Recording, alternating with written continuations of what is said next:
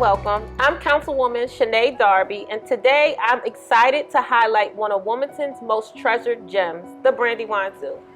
Nestled in a beautiful Brandywine Park, this zoo is not only a vibrant part of Delaware State Park, but it's a key player in global wildlife conservation efforts. The Brandywine Zoo combines education, inspiration, and action to help us all better understand and protect the natural world. Joining me today is Mark Shafer, Executive Director of the Brandywine Zoo. He's going to share with us how this community asset is making an impact. Well, thank you for coming out. You said you're excited. You're not more excited than I am. I'm really happy to have you here. But honestly, we appreciate the opportunity to share what we do. Yes, of course. And I would love to learn, why do zoos, like the Brandywine Zoo, still matter in 2025? Yeah, well, thanks for the question. I think what we try and do here, our vision statement, if you will, is to inspire awe in wildlife conservation. You can understand what's going on with wildlife by looking at programming on TV. There's some great nature programs on TV. Yes. You can read about it, you can hear about it in school. Mm-hmm. But there's something very different when you come out and actually see the animals live in person, and you see habitats that we have here that mimic what they have in the wild. And when you combine that with some of the educational programming that we have, and or when the keepers are here, ask a keeper a question, it's that level of engagement, I think, that people, children and adults, frankly, learn and understand at a whole different level. So combined with those other forms of getting the message out, we think live and in-person programming and face-to-face communication, it really hits home with people. No, I definitely agree. I'm from this neighborhood. I remember as a child coming to Brandywine Zoo. You guys had a tiger at the time. Yeah, right? Of course. Yeah. My children have been to the zoo, so it's definitely a pillar in the community. Yeah. But I also know that the Brandywine Zoo is proudly accredited by the Association of Zoos and Aquariums. Right. So what does accreditation mean for Delaware, and why is that even significant? That's a really good question. So let me start with your comment about, you remember years ago we had a tiger, and we did have a tiger. And the tiger was very popular with both, the community and the keepers themselves. Yes. But the habitat that the tiger was in wasn't deemed suitable by AZA accreditation standards. And that goes back to your question. The AZA is an accrediting organization for facilities like ours. There's less than 10% of the zoo-like facilities in the world have passed the standards from the AZA. It's really difficult. Every 5 years we go through an accreditation process, which takes us well over a year to prepare for. And we've been very fortunate since our first accreditation effort back in the late 70s, or early 80s rather, we made it every single time. Okay. So the value there represents a couple of things. One is it proves to us and the community that we hit the standards, the gold standards of animal care. But it's not just about animals that they ask about. There's 9 or 10 different criteria: guest experience, animal care, training, your conservation efforts. And in the case of the tiger, at one point the habitat that the tiger was in was deemed suitable by the AZA. Okay. But standards change over time, They right? do. And when they came through, it was determined, and we agreed with them ultimately, that the habitat we had wasn't suitable for that tiger. We loved that tiger. The community loved that tiger. But we made the very difficult decision. I wasn't here. I would have agreed, though. I wasn't here back then. But we made that decision that we had to take the tiger and ship her off. She went to the Bronx Zoo at the time, a bigger habitat, which allowed us to make some changes here, more suitable for a zoo with a footprint of 4.7 acres. So while we had to give up the tiger, it was for the right reasons, and AZA helped guide us on that decision.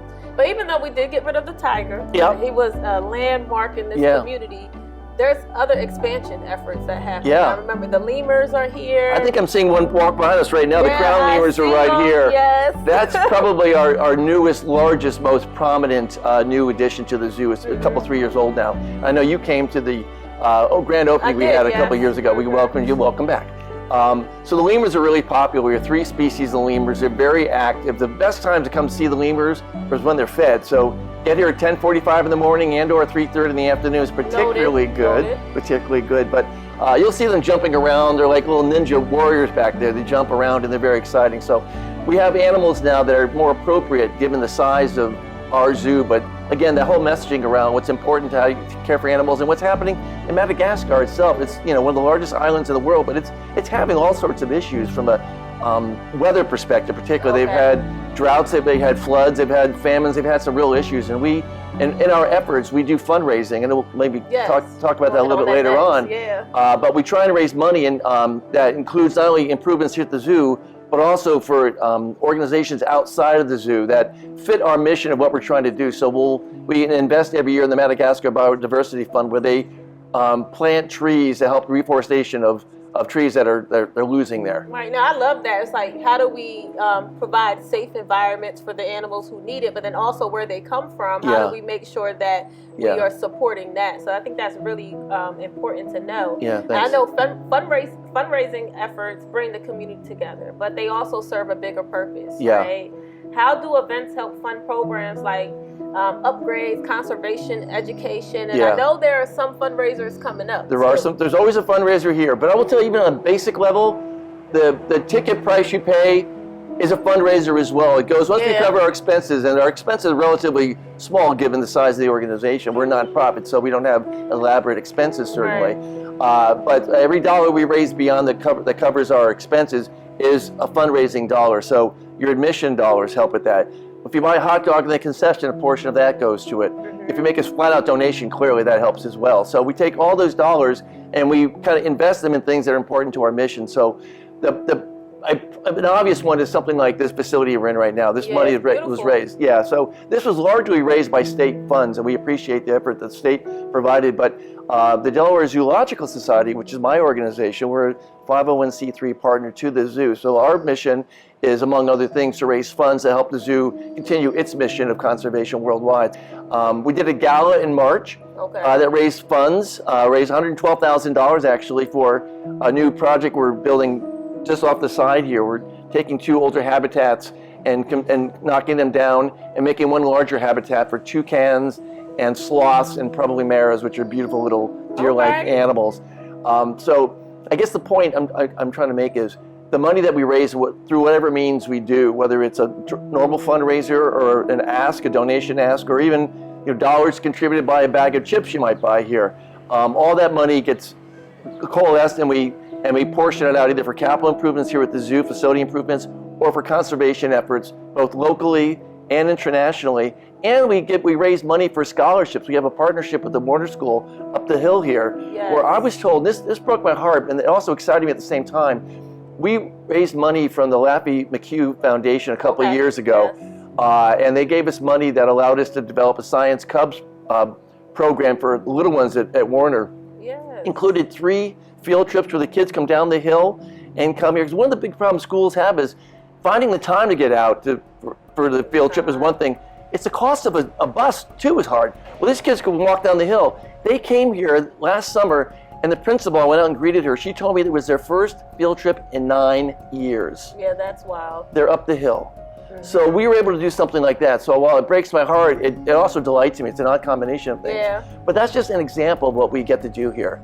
I know you mentioned this, but can you talk a little bit more on how the Delaware Zoological Society supports the zoo through membership, fundraisers, or even volunteerism? Oh, absolutely, yeah. So if you come to the zoo and join the zoo, the Brandywine Zoo, it's really joining the zoo, Delaware Zoological Society. I got it. So when you're a member there, your dollars do go towards this fundraising. That's one of our methods for raising funds. The wonderful thing about membership, and I'll make a pitch right now, try and get you to join I'm listening. too. Okay. A family membership, a household membership is $70 a year. You get to come to the zoo for free every time you want to come in here. It also lets you have 50% discount at other AZA accredited zoos around the country, including Philadelphia. All right, so I might get that membership. 50% off. Take a family of 4 or 5 to Philadelphia. You're going to save $70 right there. So there's a reason to do it right there. But the real reason is to come and enjoy the zoo here. And so all those efforts, whether it's a formal sip and stroll, which we have later on this summer, where people can come. It's one Thursday each month in the summer. You come after hours. You can buy a glass of wine if you want. But we have entertainment. We have music, live music, and we have keeper talks and educators out here again, promoting the conservation messaging that we want to do. Yes. So for everyone watching today who wants to get involved, whether by becoming a member, and you were just selling it to me, attending an event, or volunteering, what is the best way they can do that for our zoo and our community? If they want to volunteer, I would say you should drop me an email. Maybe we'll put it on the screen. It's mshafer@brandywinezoo.org, and I'll put them in touch with the right people. So we're always in need of volunteers. Okay. I mean, some people come and just pull weeds. And that's important to do Yeah, too, we need that that. sort of thing. But or set up for some of the events out. And we also have docents, people who volunteer their time. They come in and get educated. It happens at the beginning of the year. In January, we get our docents lined up. They come in and get educated on a certain topic. And then on the weekends, they'll be out here promoting the messaging as well. So there's lots of opportunities to get involved. I mean, we're a nonprofit. It takes a village. We need the Wilmington Village to come help with. And they've been very helpful in the past. We've been really lucky in that regard. Yes, people support our zoo. People love this zoo. Yes, they do. You know, we do guest surveys. And the scores, something in marketing. I come from the for-profit world. I used to be a senior executive at MBNA and then Bank of America here in town. Okay. And I got involved in this nonprofit in a way. I'll tell you sometime. Yes. In a roundabout way. I wasn't intending to do that. I love it, by the way. But we do measure our performance, our guest satisfaction scores. I took that from my world of working in the for-profit world. And the scores are very, very high. The Net Promoter Score is over 50, which really means it's one of the best indicators of loyalty. People love this zoo. Our challenge isn't getting people who are here to love it because they do. We do great programming. It's letting people know we exist. It's a beautiful setting, as you know, but we're off the beaten path. People aren't driving by here all the time. Right. So opportunities like this to talk to you and your constituents and get the word out of who we are. I get excited about these opportunities, as you can probably tell. Of course, of course. And I think it's interesting you came from for-profit to nonprofit. But what's your passion for zoos, though? It's funny. I don't know that I had a passion for zoo before I started. Oh, okay. You know, I was being vetted for the board. The executive director was leaving. COVID was happening. They needed someone. I volunteered my services. I said I'd do pro bono if they want me to. They said, okay. And then after 2 weeks, can you stay and take it full time? Yeah, take it full time. That was 5 years ago. My passion now is I get it from the people who work here. Yes. I mean, the people, the keepers, the care they have for the animals, and the people on my staff, the care they have for the guests. I mean, it's inspiring. So yeah, this nonprofit thing it's a pretty good gig.